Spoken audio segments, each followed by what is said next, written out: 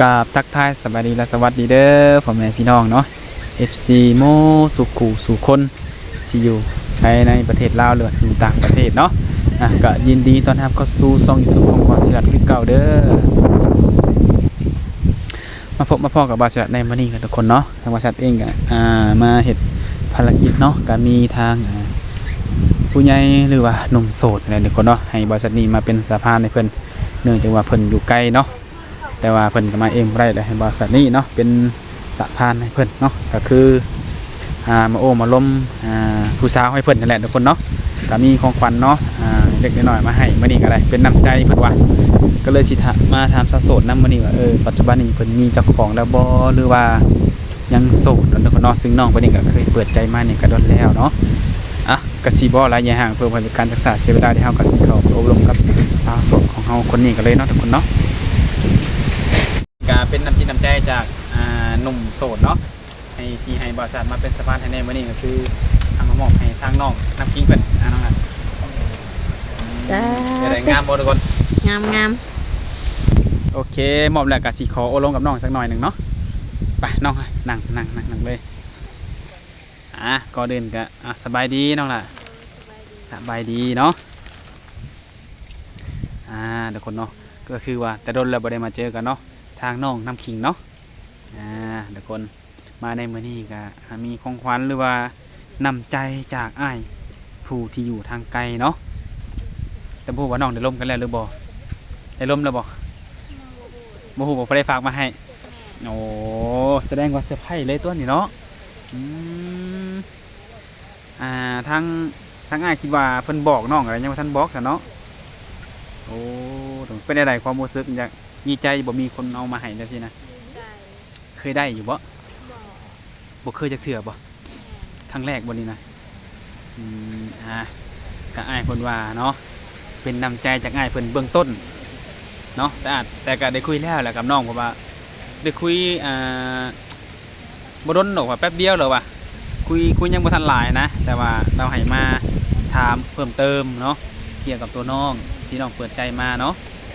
เป็นยังไงปัจจุบันนี้น้องมีแฟนแล้วบ่ยังบ่ทันมีบ่เสียงลมแห้งทุกคนเนาะต้องขอโทษขออภัยนำหลายๆเด้อถ้าว่าบ่ได้ยินเสียงน้องเพิ่นยังโสดอยู่เนาะแต่คนคุยเด้พอมีอยู่แต่ยังบ่ถึงขั้นว่าเป็นชู้เป็นแฟนเนาะโอ้ปัจจุบันนี้น้องลมจักคน2 คนมันบ่ลมตั้งแต่เปิดใจบ่หรือว่าคนเข้ามาใหม่คนเข้ามาใหม่โอ้คนสำหรับคนที่เข้ามาใหม่เนาะทางน้องได้เห็นหน้าเห็นตาเพิ่นแล้วบ่เป็นได้โอเคอยู่บ่ลมได้เนาะเป็นชู้เป็นแฟนได้บ่ถ้าคิดว่าถ้าเข้าใจกันเนี่ยได้เนาะดูเพิ่นเป็นคนไทยหรือคนลาวคนไทยเพิ่นได้บอกอยู่บ่ว่าเพิ่นเป็นคนไทยเฮ็ดงานอยู่ไสทางไหนนะเพิ่นเฮ็ดงานอยู่ไสอยู่อเมริกา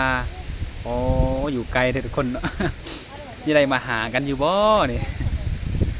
คือได้เห็นเพิ่นแล้วเนาะโดยเดี๋ยวจบคลิปเดี๋ยวสิน่าจะแม่นอ้ายเพิ่นเนาะมอบให้หรือว่าได้สิบอกหลังคลิปเนาะว่าเป็นอ้ายคนใดที่มอบให้ในมื้อนี้เนาะโอ้ก็คือน้องนี่ยังโสดโอ้โดยยังบ่ทันมีไผเนาะแต่ถ้าว่าอ้ายคนนี้เนาะแบบเพิ่นนี่เห็นคลิปน้องแล้วเพิ่นถึกอกถึกใจเนาะเพิ่นอยากได้น้องเป็นชู้เป็นแฟนนี่น้องสิโอเคอยู่บ่กันไปก็คือสิพอได้อยู่แม่นบ่หาก็รู้จักกันจักมื้อนี่2 มื้ออ๋อก็ให้เวลากันสักหน่อยเนาะแต่คือถ้าว่ารวมๆกันไปแล้วเนาะคือน้องนี่เชื่อใจอ้ายเพิ่นอ้ายเชื่อใจน้องนี่ก็สามารถเป็นแฟนกันได้อยู่เนาะ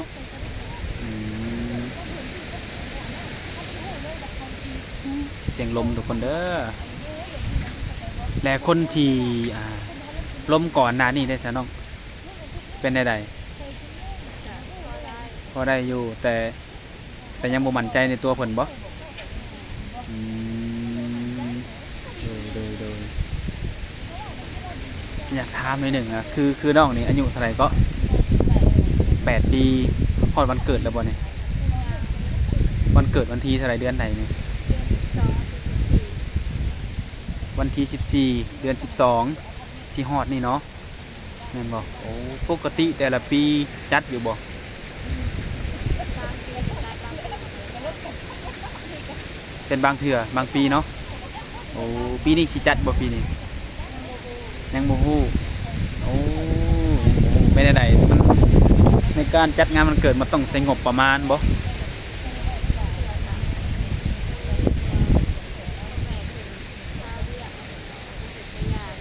โอ้มองดังเด้อน้องหนาเด้อมันบ่ได้ยินเสียงลมแรงกว่าปกติน้องเป็นคนเสียงข่อยแบบนี้บ่ แม่ เบิ่งจากตัวจริงก็คือสิแม่นอยู่ดอกเพราะว่าน้องเพิ่นก็เป็นคนตัวน้อยเด้อคนเนาะแต่ว่ามีความสูงน้องสูงเท่าไหร่ก็ 153 153เนาะเป็นคนเสียงคอย คนเสียงคอยนี่ให้บ่ดังเลยเนาะเนี่ย เคยให้อยู่บ่ เคยอยู่ให้ไปให้ผู้บ่าวบ่หรือให้หมู่ ให้หมู่ จิตใจ หมู่บ่ได้ ผู้บ่าวเคยให้อยู่บ่อืมตั้งแต่น้องเปิดใจมานี่ก็ดนพอสมควรเนาะคนเข้ามาล้มนี่หลายแม่นบ่ที่ผ่านมานะ ลาย แต่ว่าเงียบไปบ่หรือว่าน้องบ่ล้ม เงียบไป โอ้ส่วนมากแม่นเป็นคนไทยเนาะและคนที่น้องลงปัจจุบันนี่ลงกันทางไหนน้องทางไลน์บ่หรือทางเฟซ ทางลาย ทางไลน์ถ้าเกิดว่าหนุ่มโสดอยากได้เฟซน้องนี่ให้ได้บ่บ่ได้บ่ได้ลิ้นบ่หรือว่าใด โบมักลิดกันได้สิ ๆเอาบ่มักลิ้นก็เลยแบบบ่ให้ดีกว่าแม่นบ่อืมถ้าให้ไปก็ถ้าบ่แชทมากก็ได้สิบ่ได้ล้มกันเนาะว่าเป็นคนที่บ่มักลิ้นเฟซลิ้นแต่ไลน์แม่นบ่เป็นใดก็มักไลน์มันเป็นส่วนโตวบ่หรือว่าใดๆ เป็นส่วนโตวดีเนาะโดยอ่ะถ้าเกิดว่าทางทีมงานเนาะเอาคลิปนี้ไปลงแล้วมีผู้บ่าวคนใหม่หน้าใหม่เนาะอยากโอ้อยู่ร่มกับน้องนี่ก็น้องก็สิให้ล้มอยู่บ่ ลมได้ ล้มได้เนาะเพราะว่ายังบ่ทันมีเจ้าของแม่นบ่อ่าโดยก่อนเนาะสิเป็น FC เก่า FC ใหม่เนาะที่แบบว่าอยากโอ้ล้มกับน้องน้ำขิงเนาะก็สามารถล้มได้คือเก่าแต่ปัญหาที่ว่าสิเข้าใจกันหรือว่าแนวใดก็เวลาคุยกันสิฮู้ดอกเนาะอืมน้องน้ำขิงการเปิดใจนี่ฮะอยากมีแฟนซื่อๆบ่หรือว่าอยากมีคู่ชีวิตเลยนี่น้องอยากมีคู่ชีวิตเลยเนาะถ้าเป็นไปได้เนาะคือว่าแหละคู่ชีวิตอันดับแรกเราก็ต้องเบิ่งก่อนผู้ที่เข้ามาเนาะว่าเฮานี่สิเพิ่งพาเพิ่นได้บ่เนาะเพิ่นสิดูแลเฮาได้บ่เนาะแล้วน้องคิงจะสร้างครอบครัวเนาะกับหนุ่มโสดนี่อายุหลายปานใด